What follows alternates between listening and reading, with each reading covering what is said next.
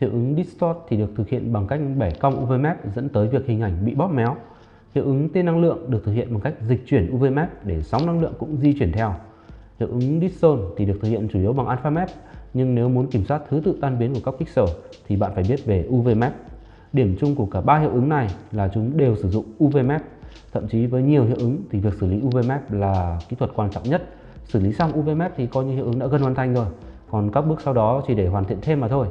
UV map là một yếu tố quan trọng và được sử dụng rất rộng rãi trong shader. Chúng ta sẽ cùng tìm hiểu và ứng dụng UV map vào một kỹ thuật rất thú vị trong tập 3 của series Unity Shader Graph trên kênh Avalanche.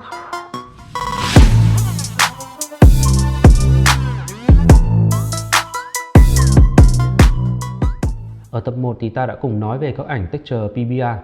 Những ảnh này được dán lên bề mặt của một vật thể 3D nhờ có UV. Đối với các bạn artist thì sau khi dựng xong mô hình 3D, để vẽ texture lên mô hình đó thì mình sẽ phải xé tung mô hình ra và trải nó lên một mặt phẳng. Sau khi đặt một ảnh trắng đè lên trên mô hình đã được mở toang nằm tơ hơ trên nền nhà đó thì artist có thể vẽ lên tấm ảnh trắng để tạo nên texture cho mô hình 3D. Và phần mô hình đã được trải phẳng đó thì sẽ giúp cho artist biết rằng mình đang vẽ lên phần nào của mô hình 3D. Vẽ xong texture thì artist lại ghép lại mô hình 3D như cũ và dán thêm texture vào đúng vị trí như lúc còn ở trên nền nhà.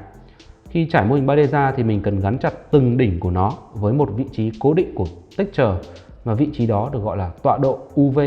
Còn quá trình thực hiện việc này thì được gọi là trải UV, tiếng Anh là UV Unwrapping và UV Unfolding. Tập hợp các vị trí UV này thì được gọi là UV Map.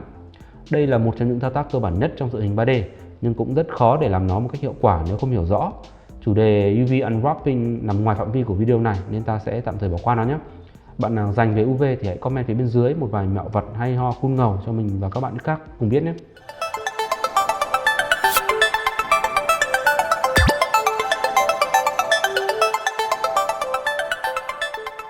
Dân trong nghề thì rỉ tai nhau là không có cách nào giải thích UV dễ hơn cái giấy gói kẹo cả. Mình biết là có một số phần mềm giúp chúng ta có thể vẽ texture trực tiếp lên mô hình 3D như là Mari này, Substance Painter này, hay là 3D Code.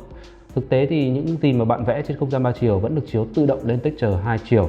Và các phần mềm này chỉ giúp bạn preview kết quả khi dán texture lên mô hình ngay trong lúc bạn vẽ mà thôi.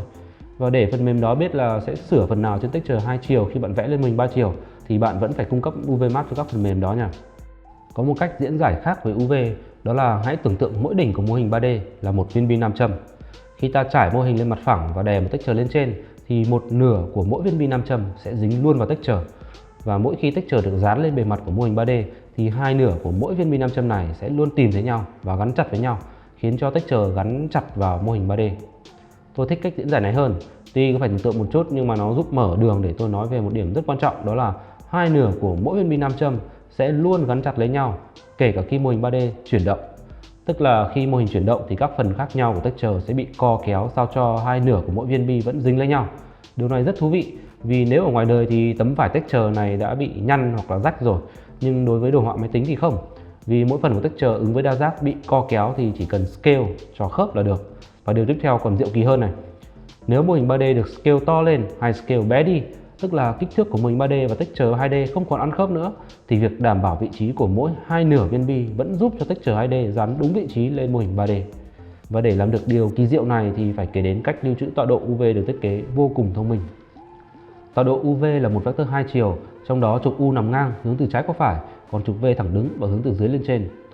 Tọa độ UV không lưu trữ vị trí tuyệt đối của pixel bên trong texture, mà lưu trữ vị trí tương đối so với kích thước của texture trong khoảng từ 0 đến 100%, tương đương với từ 0 đến 1. Nếu U bằng 0,25, tức là pixel nằm cách mép trái một khoảng bằng 25% chiều rộng của texture. Còn nếu V bằng 0,3, nghĩa là pixel nằm cách mép dưới một khoảng bằng 30% chiều cao của texture.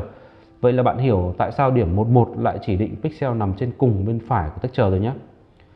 Bằng cách sử dụng khoảng 0,1 trừu tượng này thì tọa độ UV hoàn toàn độc lập với kích thước của ảnh texture.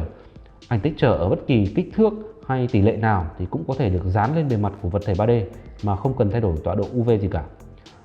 Giả sử như bạn trải UV lên một hình ảnh vuông, sau đó lại dùng hình ảnh chữ nhật để dán lên hình 3D thì cũng được luôn.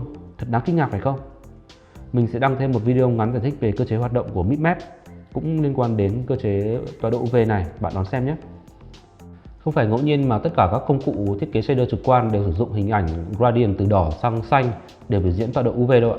Bởi vì nếu mà ta sử dụng màu sắc để mô tả tọa độ UV thông qua cơ chế Promote của shader graph thì tọa độ U sẽ biểu diễn bằng kênh màu đỏ, còn tọa độ V sẽ biểu diễn bằng kênh màu xanh lá.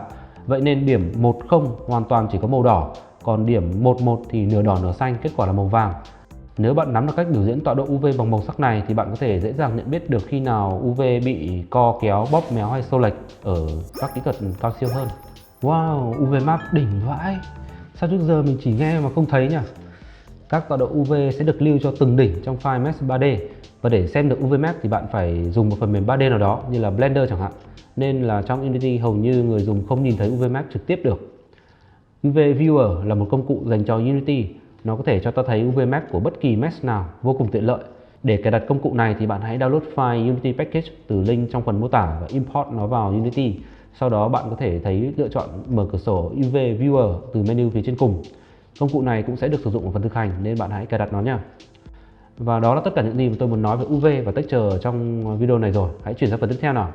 Như đã giải thích ở các video trước thì một màu sẽ được lưu bởi một vector 4 chiều, tức là vector 4. Ai mà chưa xem thì click vào link ở góc trên bên phải này nhé. Mỗi thành phần của vector đó thường sẽ nằm trong khoảng giới hạn từ 0 đến 1. Và vì màu cũng là vector nên mọi phép toán có thể thực hiện với vector thì đều có thể thực hiện với màu, chẳng hạn như là nhân và cộng. Ngạc nhiên chưa?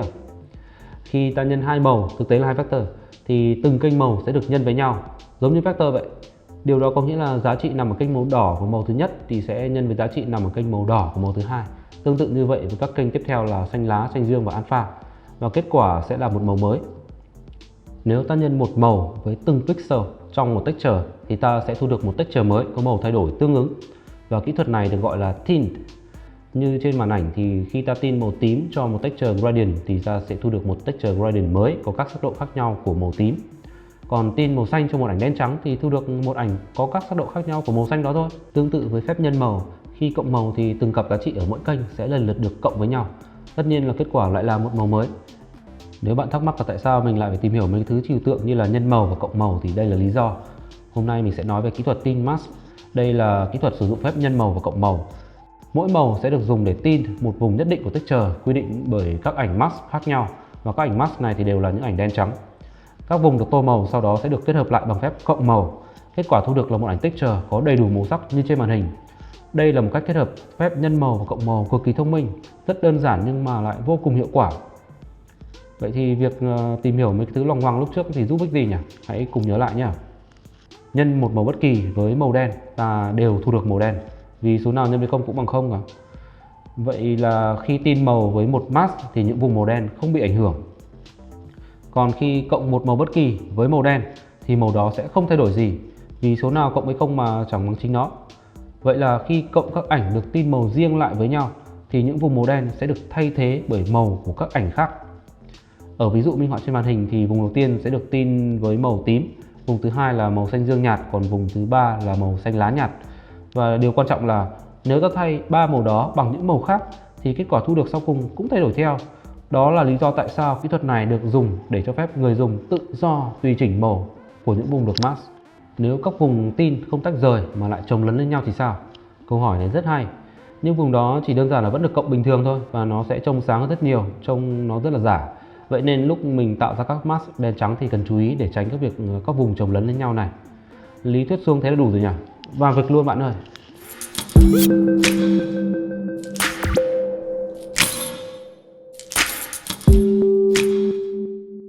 Ở video này thì ta sẽ tạo một shader cho phép tùy biến màu sắc ở những phần khác nhau của một con dao. Và bạn sẽ cần cài đặt Unity phiên bản từ 2019.1 trở lên và một project mới sử dụng template Universal Render Pipeline, tức là URP. Và giờ thì hãy thử xem cái ý tưởng chủ đạo của shader này trước đã nhé. Trước khi bắt đầu thì bạn nên download mô hình con dao tuyệt đẹp này của tác giả XWHN. Có cả Mesh 3D và texture Unvideo luôn, vừa đủ để ta chế ra shader lần này. Đầu tiên là ta sẽ phải chia texture thành 4 vùng để tin với 4 màu khác nhau đã. Vùng lưỡi dao này, vùng chữ khắc ở trên dao này, và viên ngọc ở chuỗi dao sẽ được tin với 3 màu riêng. Những phần còn lại thì sẽ được dùng màu Unvideo từ texture đi kèm, và có thể tiếp tục được tin màu thứ tư nếu mà muốn. Bạn có thể thắc mắc là làm thế nào mà tôi biết được vùng nào trên texture sẽ được dán lên lưỡi dao, hay vùng nào trên texture sẽ tương ứng với vùng chữ khắc. Mẹo của tôi là kết hợp UV Map với một texture bàn cờ để khoanh vùng. Ở bên phải là con dao được dựng hình với một texture bàn cờ nhiều màu sắc. Tôi có sử dụng thêm một đoạn code để vẽ wireframe, tức là đường nối giữa các đỉnh, để cho các bạn dễ hình dung về mô hình 3D nữa. Bằng cách sử dụng công cụ UV Viewer đã nói ở góc ngoặc sách, với ảnh bàn cờ này thì ta sẽ rất dễ để khoanh vùng. Hãy nhìn kỹ ảnh bàn cờ nhé. Bạn sẽ thấy không chỉ có 4 góc có 4 màu khác nhau, mà từng ô bàn cờ bé bên trong cũng được gắn mã số, ví dụ như là ô F4 này, ô C6 này, như các bạn đang thấy ở trên màn hình. Nên là khi mà ta đối chiếu vị trí của mô hình 3D với ảnh phẳng thì ta sẽ dễ dàng tìm được vị trí tương ứng. Kết quả là vùng lưỡi dao sẽ được đánh dấu với viền màu hồng, vùng chữ khắc trên lưỡi dao sẽ được đánh dấu với viền màu xanh, vùng viên ngọc dưới chuôi dao sẽ được đánh dấu với viền màu vàng, và phần còn lại thì không cần đánh dấu.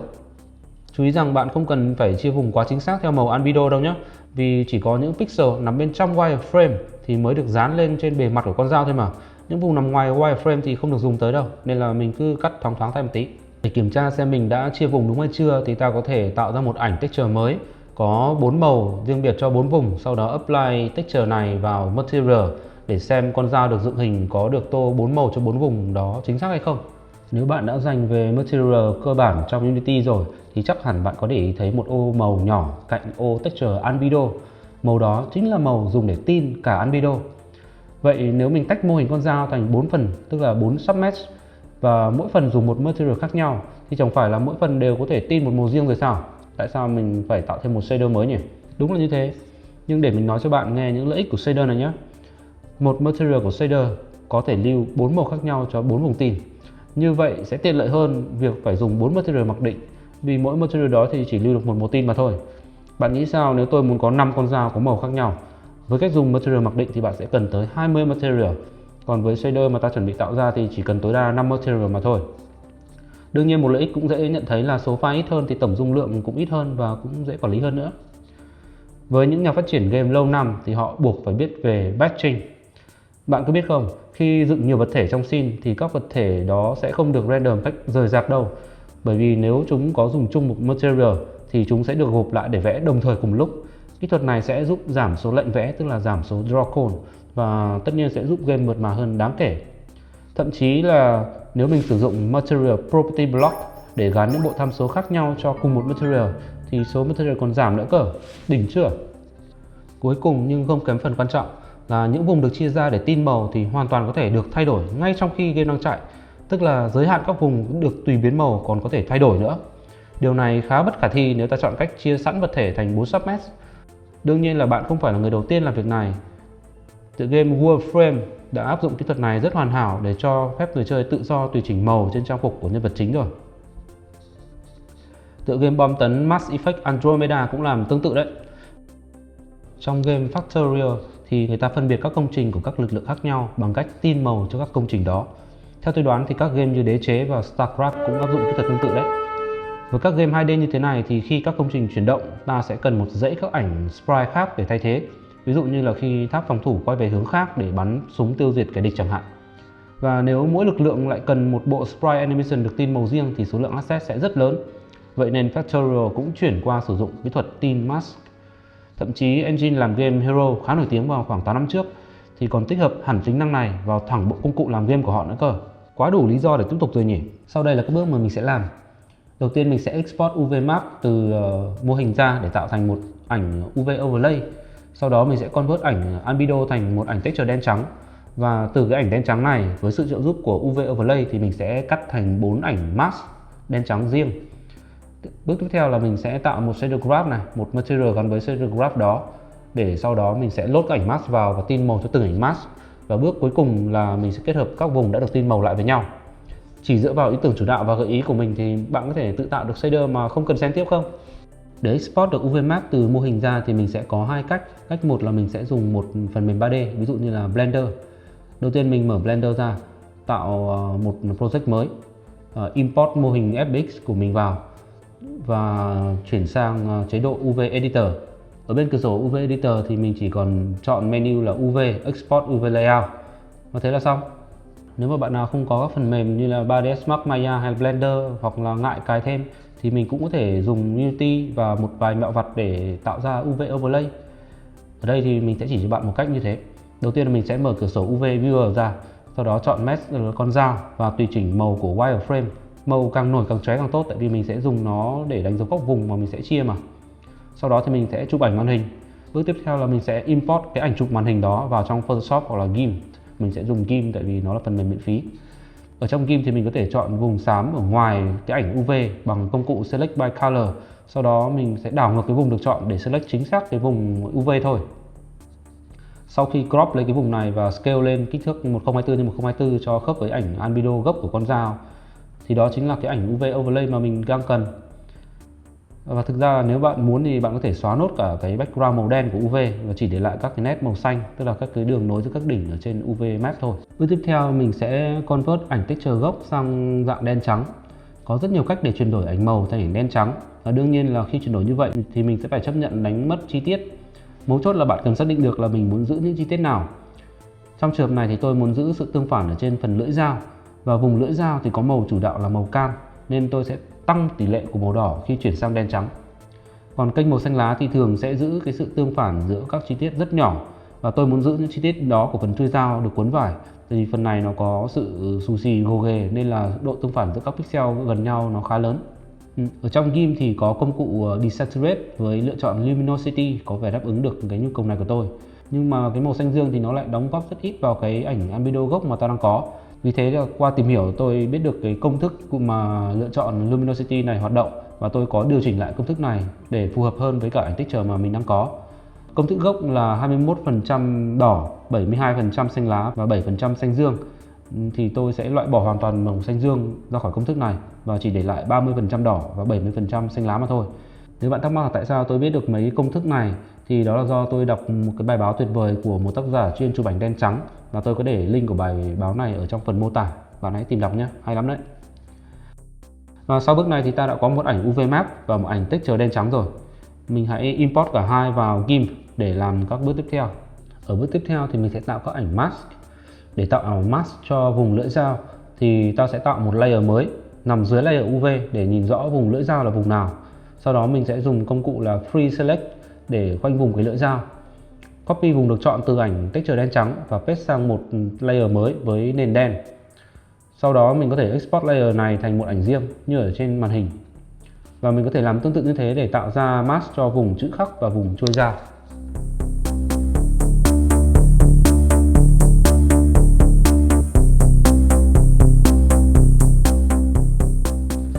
Còn với cái mask để đánh dấu những phần còn lại thì mình sẽ tạo một layer mới với nền trắng. Lần lượt chọn những vùng đã nằm ở trong 3 mask là lưỡi dao, chữ khắc và chuôi dao, và tô những vùng này màu đen. Chú ý là các mask trước đó thì đều có 50 sắc xám, để khi tin màu thì ta sẽ có được những sắc độ sáng tối của màu mới ở đúng vị trí của mask. Nhưng mà còn với cái mask thứ tư này thì nó chỉ dùng để đánh dấu những vùng còn lại thôi, nên nó sẽ khác đi. Tất cả những vùng được đánh dấu này sẽ dùng màu từ ảnh albedo gốc, sau đó mình sẽ tin nó với một màu khác, nên mask này sẽ cho ta biết vùng nào sẽ được tin và vùng nào không. Vì thế nó chỉ có hai màu là trắng và đen thôi. Trắng tức là vùng đó sẽ được tin, còn đen tức là mình sẽ bỏ qua vì những vùng đó đã được tin bởi một trong ba cái mask đầu tiên rồi và sẽ không có màu xám. Bước tiếp theo là mình sẽ tạo một shader graph. Ở bước này thì tương tự như là video lần trước nên tôi sẽ không lặp lại nữa, bạn tự làm nhé. Và chú ý là lần này ta sẽ dùng shader dạng unlit chứ không phải dùng PBR nhé. Sau khi đã có shader graph rồi thì mình sẽ tạo một material gắn với shader graph đó. Và bước này cũng tương tự như là video lần trước nên tôi cũng sẽ không lặp lại nữa, bạn hãy tự làm. Sau bước này thì mỗi khi có sự thay đổi bên cửa sổ shader graph thì ta sẽ thấy nó được hiển thị ngay ở trên scene. Bây giờ thì ta mới thực sự làm việc với shader graph này. Ở video lần trước thì tôi có giới thiệu với bạn Subgraph để load nhanh các texture PBR rồi. Còn ở video lần này thì mình sẽ tự tay load các texture nhé, vì số lượng texture ít hơn và cũng không cần xử lý gì thêm cả. Một ảnh texture phải được load hay là sample thì mới dùng được trong shader, và ta sẽ làm điều đó bằng cách sử dụng node sample texture 2D. Bạn chỉ cần tạo node đó trong shader graph rồi chỉ định ảnh muốn load ở port texture là được. Nếu làm đúng thì bạn sẽ thấy ngay ảnh preview của texture ở ngay phía dưới node đó. Bạn hãy lặp lại thao tác này để load đủ 4 ảnh mask nhé. Để tạo ra một bản sao của các node thì bạn có thể dùng lệnh duplicate với phím tắt là Ctrl D hoặc là Command D. Thì mình sẽ tạo các node giống nhau nhanh hơn.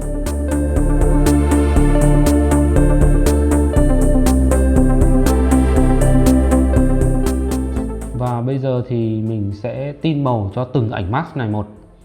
Đầu tiên thì ta sẽ tin màu cho vùng lưỡi dao. Ta đã biết cách tin bằng phép nhân màu từ góc màu sách rồi. Giờ mình sẽ áp dụng y chang như thế luôn. Hãy định nghĩa màu và nhân nó với mask bằng nốt multiply như trên màn hình. Quá dễ. Thế là xong phần lưỡi dao rồi.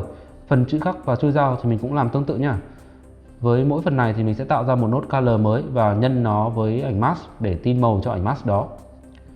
Và với cái mask thứ tư mình sẽ cần tới 2 bước. Bước đầu tiên là mình sẽ phải chọn vùng sẽ tin bằng cách nhân mask với albedo. Tất nhiên là bạn sẽ phải tự load ảnh albedo vào rồi. Bạn có thấy những vùng màu đen sẽ không được chọn, còn vùng màu trắng thì giữ nguyên màu của albedo không? Đó chính là tác dụng của cái mask này, nó sẽ lọc ra những vùng mà mình muốn tin màu. Bước thứ hai là mình mới tin màu cho vùng đã chọn, giống như thao tác mình đã làm với lưỡi dao hay là chữ khắc hay là viên ngọc ấy. Ta đã rất gần với mục tiêu rồi, chỉ còn một bước cuối cùng nữa thôi. Bước cuối cùng này sẽ là kết hợp các vùng đã tin màu với nhau. Và như sơ đồ mình đã nói ban đầu thì mình sẽ kết hợp các vùng đã tin màu này bằng phép cộng. Nói cộng màu là cộng theo đúng nghĩa đen luôn nha. Bạn sẽ dùng nốt S để làm phép cộng. Nhưng mà nốt này thì chỉ có 2 port thôi, có nghĩa là ta chỉ có thể cộng 2 màu một lúc. Vì thế mình sẽ phải cộng dần dần qua các nốt trung gian. Đầu tiên là mình sẽ cộng 2 màu AB, sau đó thì mình sẽ cộng 2 màu CD, rồi lấy kết quả của hai phép cộng trên để cộng với nhau. Vậy là mình đã cộng được 4 màu và đó chính là kết quả sau cùng. Sau khi đã có kết quả này rồi thì hãy nhớ gán kết quả vào port color của nốt Unlit Master và click nút Save Asset nhé. Bạn sẽ thấy con dao được đổi màu ngay ở trên scene đấy. Và nếu bạn đổi bất kỳ màu nào trong shader graph thì con dao cũng sẽ được tô màu tương ứng khác đi đấy. Bạn có còn nhớ sơ đồ về ý tưởng chủ đạo của shader này không? Nó trông cực kỳ giống với shader graph này. Và đó cũng chính là lý do tại sao bạn nên vẽ nháp những gì định làm trước khi nhảy vào thiết kế shader ngay. Nó sẽ thực sự giúp bạn tiết kiệm thời gian đấy, vì sẽ không phải loay hoay mày mò làm đi làm lại. Đó cũng là lời khuyên của tôi dành cho các bạn thiết kế, không chỉ là thiết kế shader, thiết kế effect mà còn dành cho cả các bạn lập trình nữa.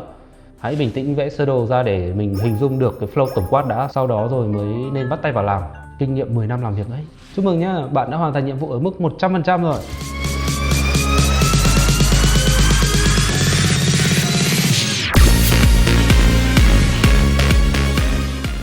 Những màu được dùng để tin và cả những ảnh mask nữa thì đều đang được cố định ở bên trong shader graph. Mình phải đưa chúng ra ngoài để dễ tùy biến hơn. Và phần này thì mình đã nói ở video lần trước rồi nên mình sẽ đi rất nhanh thôi. Đầu tiên là mình sẽ select 4 màu và 5 texture được sử dụng ở trong shader này. Sau đó chọn right click, convert to property. Sau khi ấn vào nút Blackboard để mở cửa sổ Blackboard ra thì mình có thể đặt tên lại cho các property này và click vào nút Save Asset. Sau đó thì các property này đã được expose ra ở bên phía inspector để mình tha hồ tùy biến. Ôi, cái việc này có gì quan trọng mà mình cứ nhắc đi nhắc lại, bài nào cũng nói. Vì nó khiến cho shader của bạn có khả năng tái sử dụng với nhiều mục đích khác nhau, lại còn dễ làm nữa. Bạn thấy không? Chỉ dấn thêm một bước nhỏ xíu nữa thôi là bạn đã hoàn thành nhiệm vụ ở mức 110% rồi.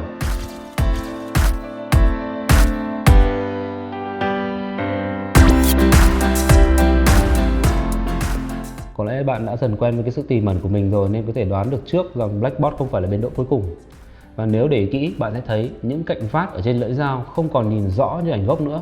Những vùng đó mà tôi gọi là highlight, nó phải sáng màu hơn mới đúng.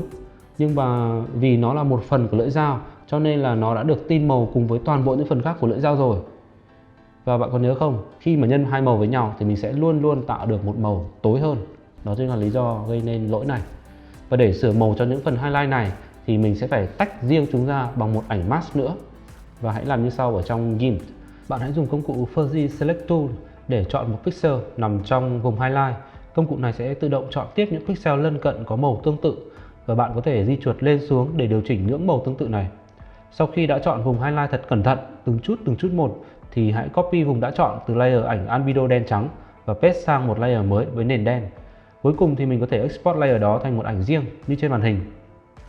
Và vì những phần highlight đã được tách riêng nên ảnh mask của lưỡi dao cũng phải sửa một chút để tránh chồng lấn. Cụ thể là mình sẽ di chuyển layer highlight lên sát phía trên của layer blade, rồi chọn blend mode của layer highlight là subtract để những vùng chồng lấn lên nhau sẽ bị bù trừ lẫn nhau theo đúng độ sáng. Giờ thì ta đã có 5 ảnh mask rồi. Tẹo nữa sẽ có một tiết mục rất hay nhưng lại chỉ giới hạn cho 4 ảnh mask thôi, nên tôi sẽ gộp hai ảnh mask nào đó thành một. Phần chữ khắc và phần chui dao thì lại thường được tin màu tương tự nhau, nên tôi sẽ gộp hai ảnh này lại thành một layer. Quay lại Unity và thay ảnh chui dao cũ bằng ảnh mask highlight mới. Kết quả là ta có thể tự do tin màu riêng cho vùng highlight rồi. Quá đỉnh luôn. Như thế này mà còn không được công nhận là hoàn thành đến mức 125% kỳ vọng nữa thì chịu.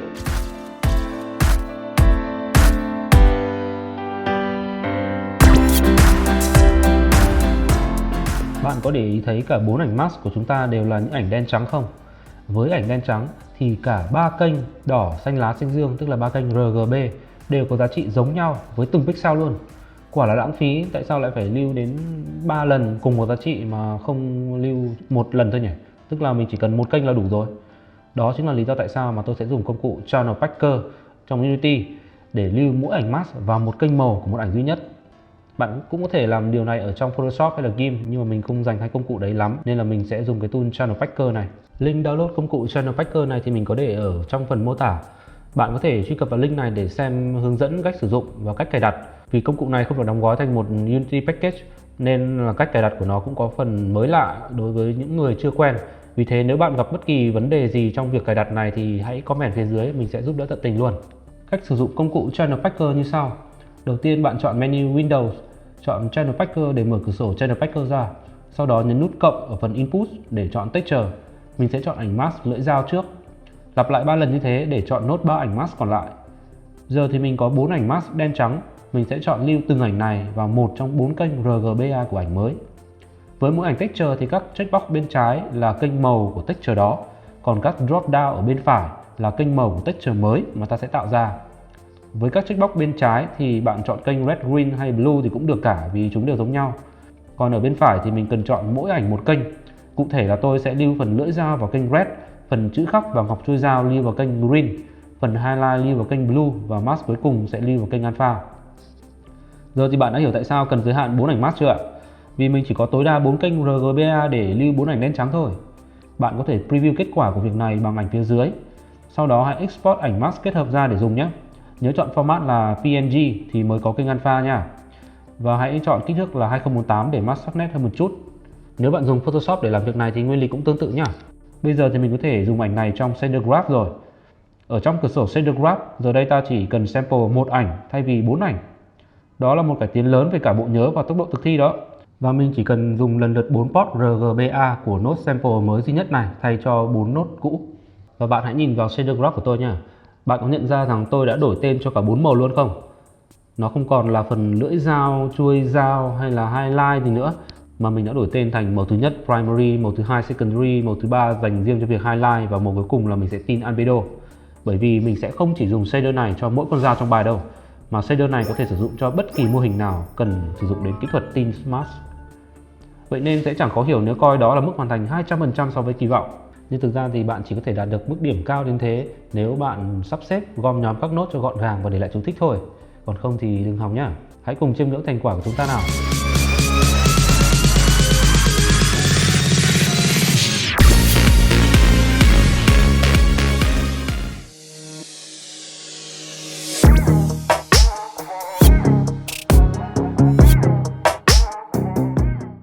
Channel Packing là thuật ngữ nói về việc ta sẽ ghép các ảnh đen trắng vào các kênh RGBA của một ảnh khác. Unity hay cũng như các game engine khác thì cũng áp dụng kỹ thuật này cho các shader PBA mặc định luôn nhé. Ví dụ như Smoothness Map thì được quy định sẽ phải lưu ở kênh alpha của ảnh albedo hoặc là ảnh metallic. Còn Mask Map cũng là một chủ đề nói về kỹ thuật này trong template SDRP, tức là High Definition Render Pipeline. Bạn hãy tự tìm hiểu thêm nhé. Ở video lần trước thì tôi đã giới thiệu Emission Map và Bloom rồi.